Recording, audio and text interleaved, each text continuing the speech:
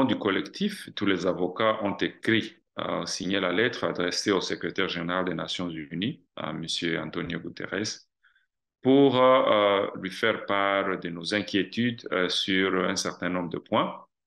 Le premier, c'est que après le séminaire que nous avons tenu à Nairobi avec les victimes, les collectifs qui représentent ces victimes, essentiellement venant des communautés à Banyamulenge, au sud Kivu, les Emma du nord Kivu, les Emma plutôt de l'Ituri, ainsi que les Tutsis du nord Kivu.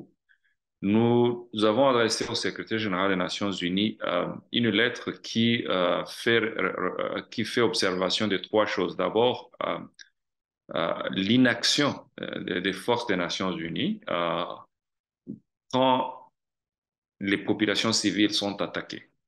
Et nous avons relevé un certain nombre de cas, le plus récent étant celui du camp de Lala. Lala, c'est en Ituri, où plus de 45 personnes ont été tuées, plusieurs blessées.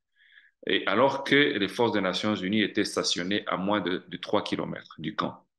Nous avons voulu que le secrétaire général des Nations Unies euh, puisse autoriser une enquête indépendante, parce que cela n'était pas un cas isolé.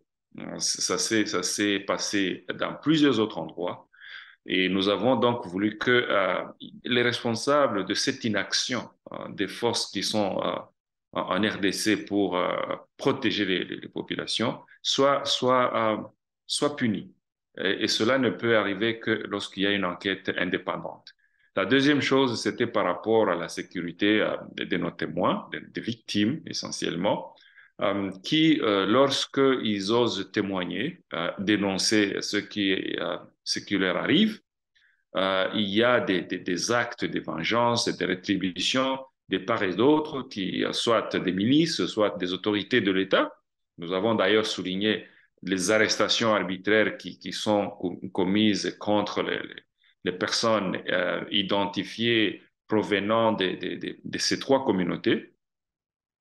Et nous avons voulu que les Nations Unies prennent des mesures sérieuses pour que, si jamais il y a justice au Congo, cette justice ne peut venir que lorsque les témoins sont protégés et les avocats ont la sécurité de pouvoir mener leur travail sereinement. Ce sont les points que nous avons voulu communiquer au secrétaire général des Nations Unies.